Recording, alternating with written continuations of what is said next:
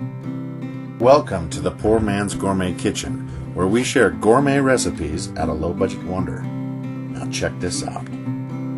Here I've got some Black Forest ham I had recently sliced at my local deli. Now we don't want to serve this cold, so the first thing we want to do is get it heated up. I'm going to drop this here in a pan. Push it on over to the stove. I'm going to drop in just a little bit of water. Cover with the lid, set the burner on a simmer, and preheat the grilling pan as well. Now all we need is a couple slices of bread, and this is just plain white bread, but you use what you want. Now just spread some softened butter,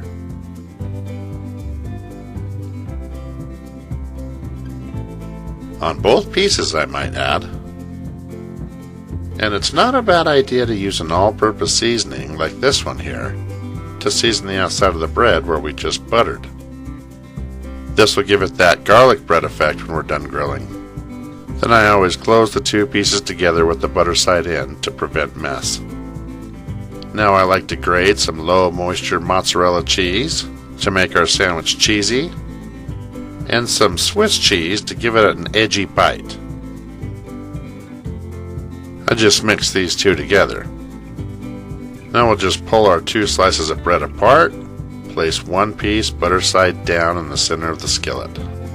Now add the cheese, and you want to make sure that some of it's falling off the side before you add the top slice. By now the ham should be ready, and I'm going to rob this pot with a few slices. And checking back here, you can see the color around the cheese starting to change. That's a good indication that we're ready to flip. And as you can see here, we've got a perfect golden brown grilled cheese. Now I like to just roll up 3 slices of ham. Then check back in on the grilled cheese. And the color's good on this side as well. So we'll go ahead and remove this from the heat.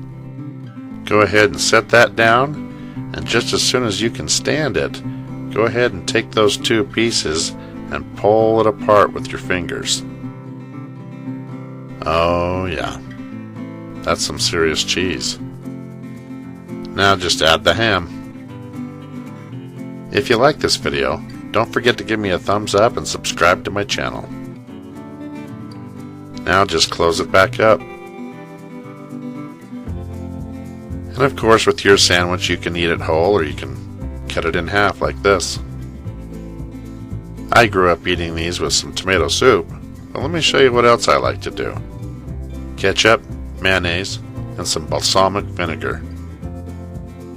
Just get that mixed up real good until it's nice and smooth, and serve this as a dipping sauce for your sandwich.